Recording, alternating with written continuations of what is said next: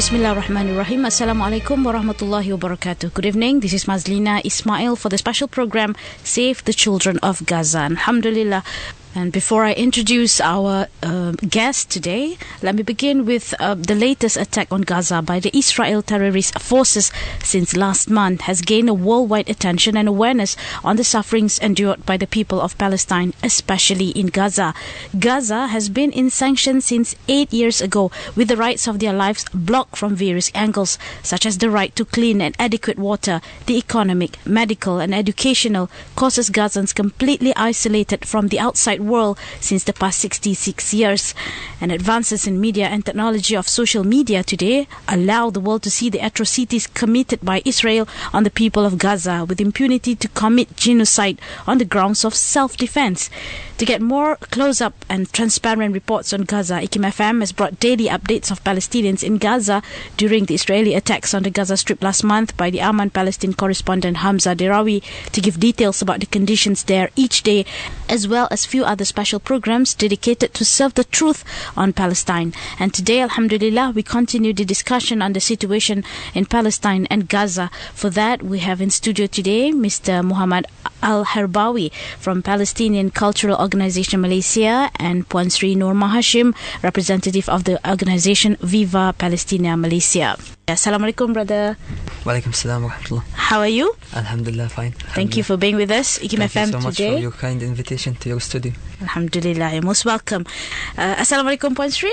Waalaikumsalam warahmatullahi wabarakatuh. And thank you for being with us at the show today. Thank you for inviting us.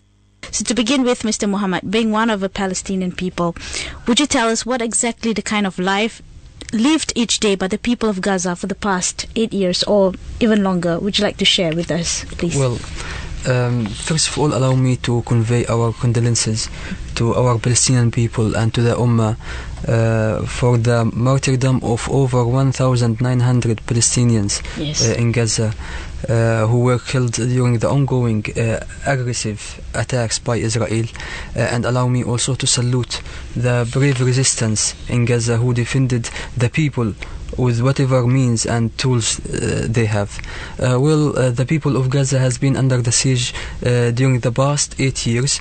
It was imposed by Israel and other international powers, in fact, as a collective punishment for the people in Gaza because they have chosen Hamas to represent them in the election in 2006, despite the fact that America was supporting this kind of election, and it was in fact supportive also to the participation of Hamas in the election.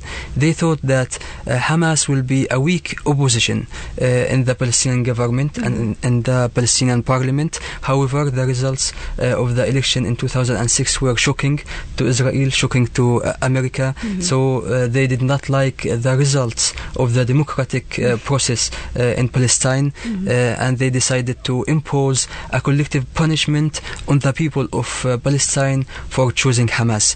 They have set several conditions to lift the siege imposed on Gaza, on Hamas and the people. The conditions were set in by the international quartet. They have asked Hamas to recognize Israel, but we wonder, in fact, what Israel that we should recognize.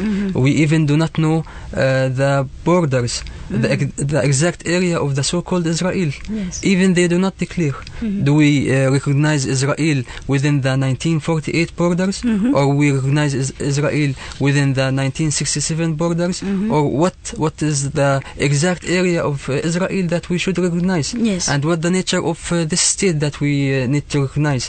But in the first place, of course, we do not recognize a state of occupation that was built upon the houses of Palestinians and upon the remains and dead bodies of the Palestinians. Also, another condition that was imposed on the Palestinians to achieve in order to lift the siege on Gaza is to renounce violence. Do they call the resistance and self-defense of Palestinians as violence? So what do we call the Israeli daily aggression on Palestinians? Resistance is a legitimate right for Palestinians, is not violence at all. And also they have requested us to recognize and accept all treaties and agreements signed with Israel. Well, Israel itself does not recognize that. Israel has dumped the Oslo Accord and never accepted or abided by any agreements with the Palestinian side. So those conditions were supposed to be imposed on Israel, not on Palestinians. So since that time, the Palestinian people in Gaza were suffering a huge, painful suffering and miserable situation in Gaza that have affected all sectors, in fact. The health sector, the education sector, and the housing sector, and all other sectors. 30% of the patients in Gaza were not able to leave Gaza for treatment. Many of them have died. Over 500 Palestinians died under the siege due to the lack of electricity, due to the stop and cut off of electricity on hospitals.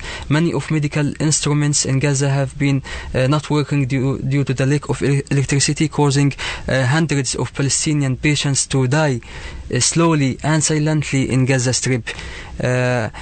Also the lack of drinking water as well. Palestinians, a huge number of Palestinians are not having an access to good drinking water as well.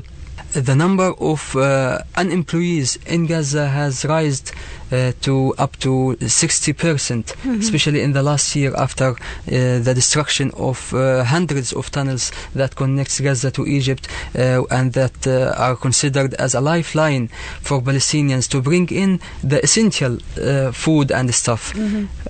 Also the blocking or the closure of Rafah crossing and other crossings, preventing the Palestinians from practicing their rights in trade, import and export, also that have caused a huge destruction and collapse to the Palestinian economy.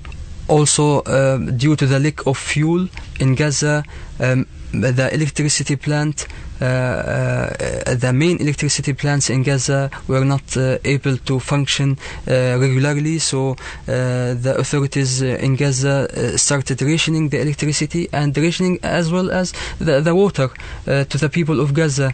Most of the houses do not receive regular water. Most of the houses do not receive regular electricity. The maximum number of hours is 6 hours that they are receiving the electricity during that time.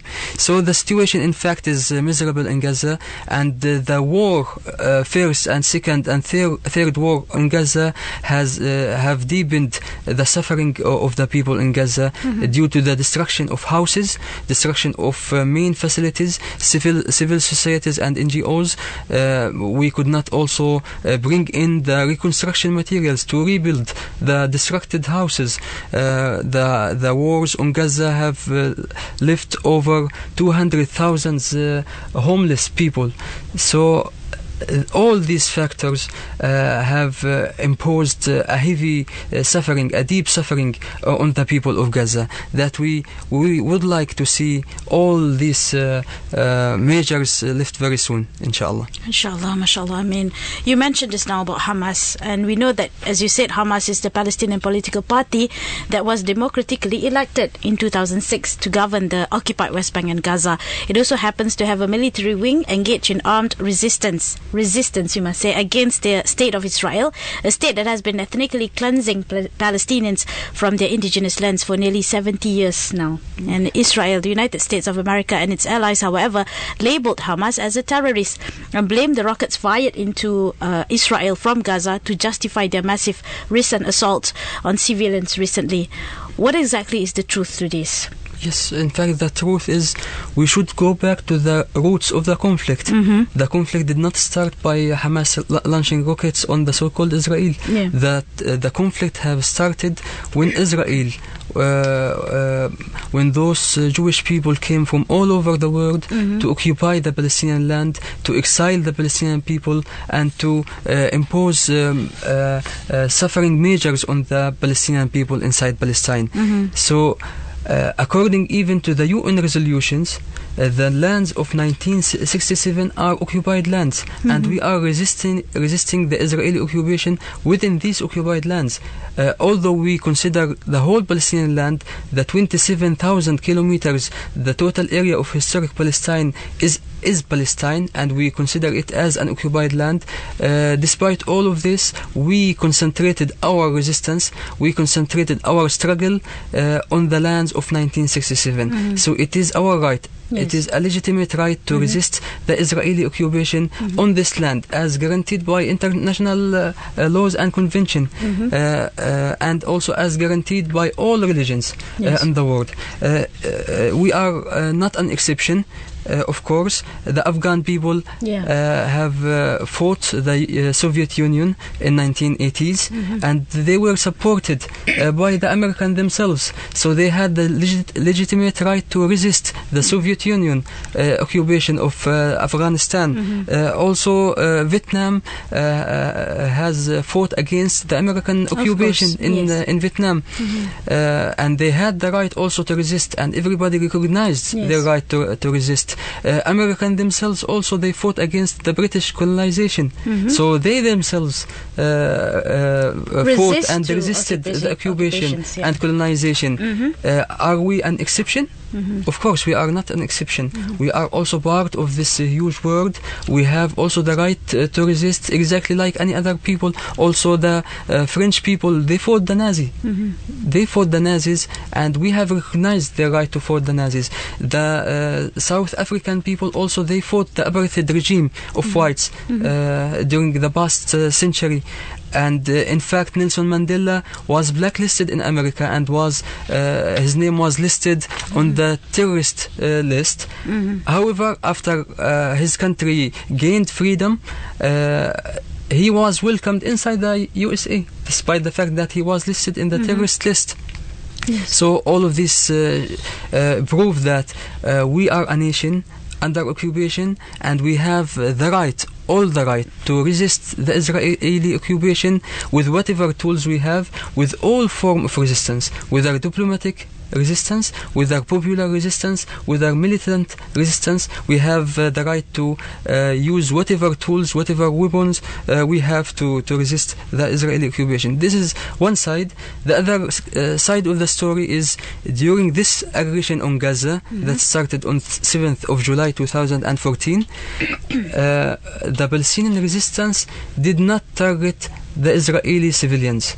They have targeted only soldiers. They have targeted only military bases, military infrastructures, military airports. So Palestinian resistance and Palestinian people have proved to be more moral and ethical than the Israeli occupation, despite the fact that we have, very simple weapons. We have unguided rockets, unguided missiles, while the Israeli side, they have a very accurate guided sophisticated one. They can target a single pixel inside Gaza Strip with a 0% error. Despite this fact, they have targeted 90% civilians. Out of 1,900 Palestinians who were killed, 90% are civilians inside Gaza Strip. So we can see clearly who is the real terrorist and who is the real self-defender. We are defending ourselves. Our resistance since the last 2 decades were defensive resistance. We were not offensive. We just replied and reacted as a normal reaction. Yes. In fact, if we even put a cat in the corner, the cat will scratch back. If we have attacked a cat and put it in a corner, of course the cat will have to react and reply and scratch you back. Do we call this is as self-defense or aggression or terrorism? Of course, this is a self-defense, and we are practicing self-defense. Of course. I would like to go on with the terms reportedly proposed a few days ago during the ceasefire by Hamas, which are as follows. Number 1, return of IDF tanks that position so farmers can work on their lands, freeing of all prisoners arrested since June 23rd and improving the conditions of those currently in prison, lifting of Israel naval's blockade around Gaza, along with the complete opening of the land border crossings. Next is establishment of an international airport and seaport in Gaza, expansion of Gaza fishing zone by 6 miles, open the Israel-Gaza Rafah border crossing permanently under UN supervision instead of under Israel's watch. Next we have 10-year truce with Israel, along with the deployment of an international observer force on the border. And next, Israel must never enter Gaza under any circumstances and protect Palestinian Muslim worshippers at the Al-Aqsa Mosque in Jerusalem. Israel must chorus from interfering with the newly created Palestinian unity government between Fatah and Hamas. And the last one is rehabilitation of Gaza industrial zones and allowance for Gaza to create a border protection force. We can see that all these demands are nothing more than the basic rights that must be given or must be enjoyed by an independent and civilized man or people. If this is the basic rights that has to be demanded by the Hamas, we can imagine how stressful and deprived Gazans has been living over the years, and Israel's refusal to give the rights of people until today at the occupied Gaza is just cruel and inhuman, we must say. Yeah? So what do you think about if Hamas still refuse on the next ceasefire being extended as proposed by Israeli side until all these basic rights is justified or given to them? Yeah, exactly. And we as Palestinians, inside Palestine and outside Palestine, we support Hamas and the Palestinian leadership in their demands. We believe that these are just demands, and they are in fact our human rights, simple rights, essential rights. We are not demanding so many things. We have the right to have a sovereignty over our land, to have an airport, to have a port as well, and to lift the siege on Gaza. Israel is insisting to keep the siege on Gaza. After this massive destruction of Gaza, they insist also to deter more and more the Palestinians. The war on Gaza that has been launched on Gaza in the last 30 days, and even the siege that has been imposed since 8 years. All of these measures and aggressions, they aim to deter the Palestinian people, and they are a form of a collective punishment on the people. So they do not want to make any relief for the people inside Palestine, to deter them from resisting and from speaking out. In fact, this is one important point. Another important point is not only Hamas insisting on those demands. Also, all the Palestinian factions, including Fatah and Popular Front and Islamic Jihad, Alhamdulillah, we have been united behind the resistance demands. All of the Palestinian factions, they have formed a team, negotiating team, and the team is now in Cairo negotiating the Egyptian side on behalf of Israel. Unfortunately, they are negotiating one list of united or of common demands by all the Palestinian factions. It is our right to stick to those demands after all this huge sacrifices given by the Palestinians. Does Israel think that after killing 2,000 innocent Palestinians and injuring 10 of thousands and destroying 10 of thousands of houses, mosques, hospitals, schools, does Israel think that this will just end like that without even lifting the siege imposed on Gaza? Of course not. Of course, Israel has to accept, and the international community and the regional and international powers have to stand by our side to force Israel to lift the siege on Gaza and to end its aggression once and forever. The world has to understand this, because if you listen from the Western media, which they only say Hamas refused for ceasefire when Israel actually extended the ceasefire offer. Exactly, so and in fact they are the one who always violate the ceasefires. We had a ceasefire in 2009 after the first war on Gaza. We had also a ceasefire in 2012 after the second war on Gaza, and always Israel is the one who violates this ceasefire. They have never abided to any truce. They have never abided to any ceasefire or any agreement with the Palestinian side. So we do not trust them. So we have to force them with whatever tools and with whatever strong cards that we have to fulfill our demands. Even during now the recording, I have just read from Facebook that a reporter actually says that during the ceasefire, drones still flying above them. Exactly. Astaghfirullah. And they think, in fact, that this is a right for them, which is, of course, untrue. You were said to be once detained in Israeli prisons, Brother Muhammad, and as we know, the release of prisoners in the Israeli prison is one of the conditions demanded by Hamas in the ceasefire truce recently. Can you tell us who are the majority being detained in Israel's prisons now, and the rationale for being holed up for years? Yeah. In fact, if we look at the statistics of the Palestinian prisoners in Israeli jail, let's look back at since the year 1967. Israel has detained and arrested over 800,000 Palestinians, which amounts to 20% of the Palestinian population, which also amounts to 40% of the Palestinian male population. So this alarming number, this huge number of Palestinians who were exposed to Israeli arrest and detention, shows that everybody is exposed to detention. Not only those who are fighting and not only those resistance fighters, but every and each Palestinian is exposed to Israeli detention. Israel is using the detention as a tool of deterrence to deter the people from moving against the occupation, and to deter the people also from speaking out against the occupation. Israel wants a convenient occupation where it occupies the land, exile the people, kill the people without anybody speaking out even against the occupation. So we have, as I said, around 40% of the male population are exposed to detention and to spend years and years in Israeli jail. That shows that every Palestinian family, either directly or indirectly touched by the plight of the Palestinian prisoners. And inside the prisons, of course, they have faced huge, unjust measures against them. Humiliation, strip searches, solitary confinement, administrative detention, and all kind of unjust measures are taken against the Palestinian prisoners inside Israeli jails. So it is our right to demand the release of the Palestinian prisoners. And in fact, in this ceasefire, we have demanded only the release of the Palestinian prisoners who were arrested after the date 12th of June. We have not demanded the release of all Palestinian prisoners. We have demanded only to release those, and the other Palestinian prisoners' freedom is also a huge responsibility on our shoulder. That all Palestinian factions have to work hard to free them. And we had a historical swap deal 2 years ago between Hamas and Israel when Hamas released Gilad Shalit, the Israeli soldier who was arrested by Hamas and kept in Gaza Strip for 5 years.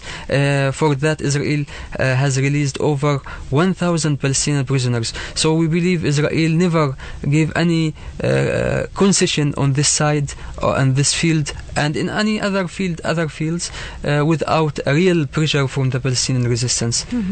All right, thank you. Now I would like to go to Puan Sri Norma. But before that, I would like to share with the rest of our listeners that over the last month, the Israeli army has deliberately bombed family homes, UN shelters, schools, places of worship, hospitals, water infrastructure, and more, killing more than 1,900 Palestinians and more than 3,000 tons of precision-guided explosives that Israel deliberately dropped on Gaza's civilian population and infrastructure in the first 15 days on the onslaught. And of course, until the end of the war before the ceasefire, more infrastructures were destroyed. As talks continued in the Egyptian capital Cairo on Thursday, US President Barack Obama said Gaza, under an Israeli blockade since 2007, could not remain cut off from the world forever. Which I wonder what took him so long. Why did he wait for this war to happen for him to say this? And 4 weeks of bloodshed between Israel and Hamas has killed, like I said, 1,900 Palestinian and 10,000 injuries, and 67 only on the Israeli side. Figures released by UNICEF, the UN Children's Fund, indicate that over 90% of the victims, or 1,354 people, were civilians. And of that number, at least 429 were children, around 30% of the civilian casualties. VPM and Aqsa Sharif has organized a peace rally recently at Dataran Merdeka on the 2nd of August, Yes, to be that's exact, right. Yes. to condemn the assaults on civilians, and were said to have sent a memorandum to the embassies of the United States and Egypt that includes urging America to stop Israel from attacking the innocent Palestinians. And they also urge Egypt to fully open Rafah border crossing to channel aid to the Palestinians. And only 2 of 23 trucks carrying medical supplies had been allowed into Gaza so far. So, Puan Sri, I cannot imagine the impact of these massive attacks by the Israeli. And how would the people start over now? How would they resume to daily life and needs after all these massive destructions caused by Israel? And being one of the organizations that have been helping the people of Palestine for long, what would you like to highlight on aid that has been sent and your future plans? Well, before this, Viva Palestina Malaysia had focused on medical, educational, and self-empowerment projects. So we had actually sent 6.5 million ringgit so far on all these things. We had rebuilt schools. We had sent over funds to start microcredit loans to enable women, especially those who were the heads of their family after they've lost their husbands or their husbands had in prison. We enabled them to start small businesses so they would be independent. And we offered university scholarships, back to school programs, and every summer we had camps for blind children so that they would memorize the Quran in their summer holidays. But the thing is, now with these attacks which have been so devastating and has demolished, destroyed so many buildings, so much infrastructure, we've had to refocus, and at the moment our focus is on immediate emergency supplies, disaster relief. So we have targeted areas like food and water. So we actually diverted our funds into these kind of things because hundreds of thousands of people now have been made homeless, and they are sheltering at UN schools and government schools. And these are places where they have shelter, but they don't have access to food and water. Yeah. As you know, the only power plant was destroyed completely, and without electricity supply, there can be no water supply. So we've had to provide tankers of water, and this has we're able to reach maybe thousands. Of course, it's not enough, but we try to help at least as many people as we can. And we've also been providing hot meals, bread. We have a providing bread program, and also we've also provided things like baby milk for small children, blankets and mattresses for those who have sheltered. So our focus has had to be changed, but we hope with a ceasefire and inshallah with termination of these attacks that we can then after that focus on the longer term and rebuilding, which is very important, of course, as well. But we've spent also, so far, we've sent $400,000 for Gaza. Half of this has been on medical aid and half on the disaster relief, which I mentioned earlier. So the $200,000 we've sent has been used on medicines, which has been sent into Gaza through the Arab Medical Union, which is our partner, together with other Islamic associations, Islamic medical associations. We work together to send in medicines and medical equipment. Supplies. Yes, and supplies. And we are now working on sending ambulances. As you know, about, I think, 40 ambulances have been destroyed, and they are in desperate need of ambulances at hospitals in Gaza. So we have had approval so far from the Egyptians to allow 4 ambulances in, but our target is to bring in at least 20. So Viva Palestina has raised enough money for 4 ambulances, and our partner in New Zealand is sending at least 1 or 2 as well, and we've pulled together resources from the other Islamic medical unions as well. Inshallah, we'll have enough for at least 20 ambulances to go into Gaza. Inshallah, Amin. What is your call to Malaysians or corporate sectors, for example, if they wish to donate and be part of this effort to help all the Palestinians? Yes, Alhamdulillah, yesterday MBSB, the Building Society, donated 100,000 ringgit to us, which will go towards the cost of one fully equipped ambulance. And we like to call on all corporates to also help in this effort, whether now for medical aid or for relief supplies, or maybe later also for rebuilding purposes, because we will have to look into rebuilding so many things actually. Hospitals, Yes. rehabilitation, because in this time weapons use were even worse than before. They've resulted in, I think, 70% of injuries will result in permanent disability, loss of limbs, blindness. So, there are a lot of things to look at after this. Inshallah. Okay, Brother Muhammad Al-Harbawi, my final question to you. What is the hope and plight of Palestinians? Our hope is to live freely in our land, to liberate our land. Palestine is Palestine. It was and it will be forever. There is nothing called Israel. Israel is an occupying entity that has to come to an end very soon, with the help of our ummah, with their dua, with their real support, either politically, financially, or all kinds of support are needed. With all this support, we will be able, inshallah, to liberate our land and to pray in Al-Masjid Al-Aqsa soon with our Muslim ummah. And I believe that we can do it. Vietnamese people fought against the American occupation, and they have achieved victory. We are not weaker than the Vietnamese people, and Israel is not stronger than America.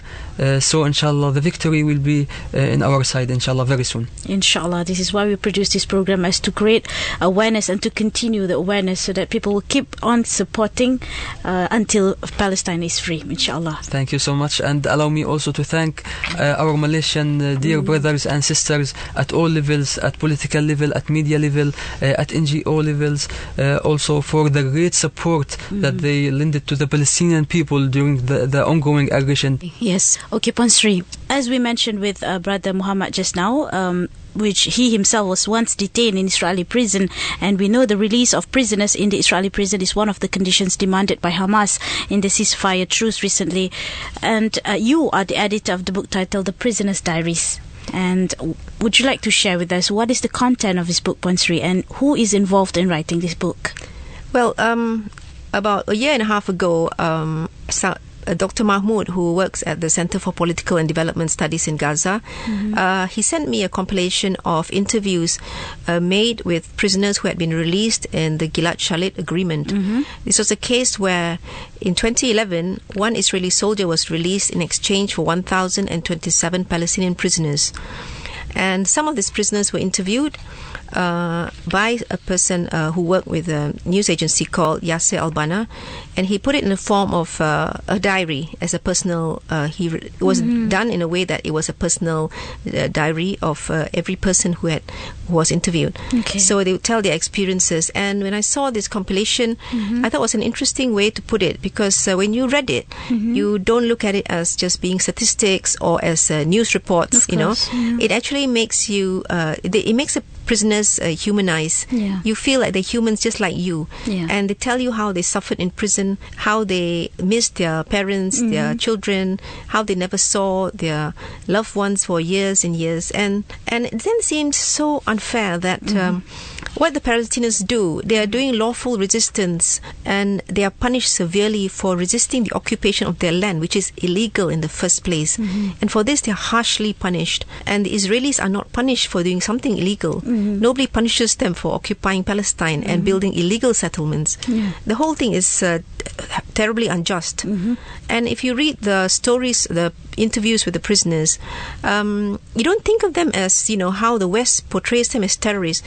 You look at them as fathers, as brothers, Yes. as sons, and and throughout the interviews, throughout these 22 stories that I received, you have this sense of every story that the prisoner holds himself up with dignity in his imprisonment. He doesn't lose his dignity, and what he misses most is, it's not the issue is not about being in prison, but it's being about how the effect of his imprisonment affects his loved ones, and it's very touching and very sad as well. Yes. So what can the readers expect to be exposed by reading the true stories shared by the real people of Palestine? Yes. Other than the emotions part, maybe perhaps after this they aware will of come up, stand up for. Yeah. Yes, actually, I wonder whether I can read a little excerpt Of course. from one of the stories. This is not in the English version, because subsequently we published the Arab version. Okay. And this is just a very short excerpt from the diary of Akram Salama, who was a prisoner, but he was a prisoner who also helped in the medical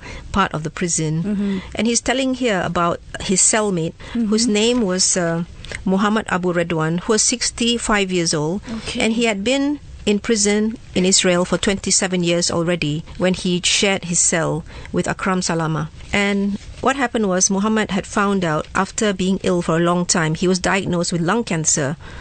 And so he was very, very ill, and he had turned yellow, and his body was pale, and he could not sleep. So therefore Akram brought Muhammad to see the director of the prison.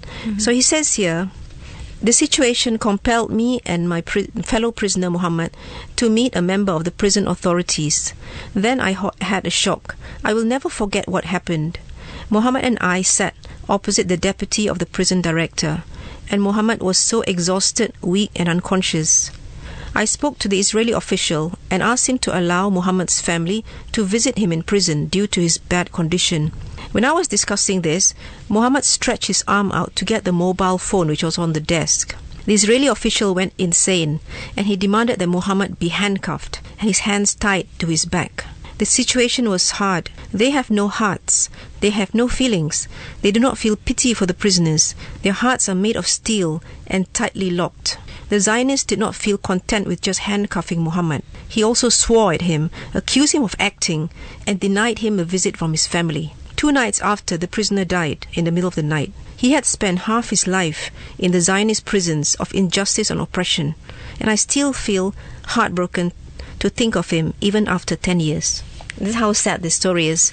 This was published in Arabic. I have not done the English translation, but I hope to have the follow-up book in English. And Malay, inshallah. And Malay. So far, with Alhamdulillah, this book has had a great amount of success, because after the English version was published, I have done the Arab version, which is published in Beirut by the Arabic Scientific Press, available online from their website.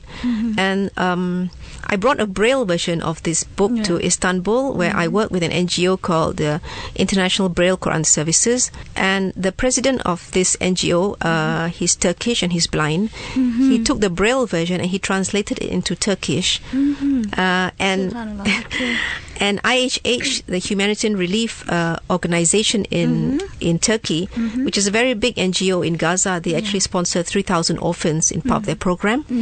They took the book, the Turkish version, and they published it. And I even managed to meet the Prime Minister, Mr. Erdogan, and gave him a copy of this book as well. Great. Alhamdulillah. Alhamdulillah. Yes. So yes. And the French version, we also have one coming out in summer, inshallah. And this was done by a French microsurgeon called Dr. Christophe Oberlin. He went to Gaza with the Palestine Children's Relief Fund to perform surgery last year, and he saw a copy of the book, and he brought it back to Paris, and one of his friends translated it, and we are planning to release this book shortly, inshallah, anytime this month or next month in Paris. We hope to have more versions so that we can share with more bigger public, inshallah. And where can we get this book, Pansri? Well, the Arabic and English, the Arabic and English version is available from PalestineMall.net, which is a Malaysian company here online, PalestineMall.net, and the Arabic version is also available in Beirut from the Arab Scientific Press online as well. You're not planning to have it on the bookstores? The English version is available in bookstores. It's been selling for the last 1 year at Kinokuniya and MPH.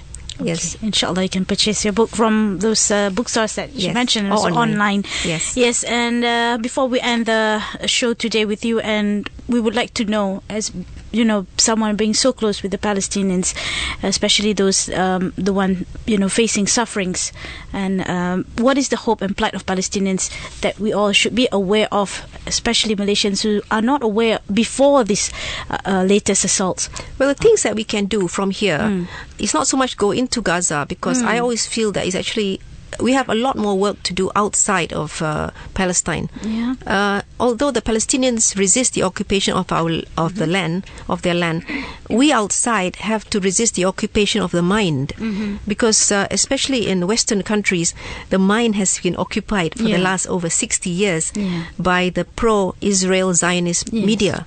So we have to re-educate ourselves and create awareness, and then we also then educate others. And the more people know about the true situation in Palestine, the oppression, the injustice, the repression of the people, then you feel indignant, because life, liberty, and the pursuit of happiness is a right of every person, not just the Americans. Yes. And that's one way we should educate ourselves, and then you'll understand why this situation is something that cannot continue.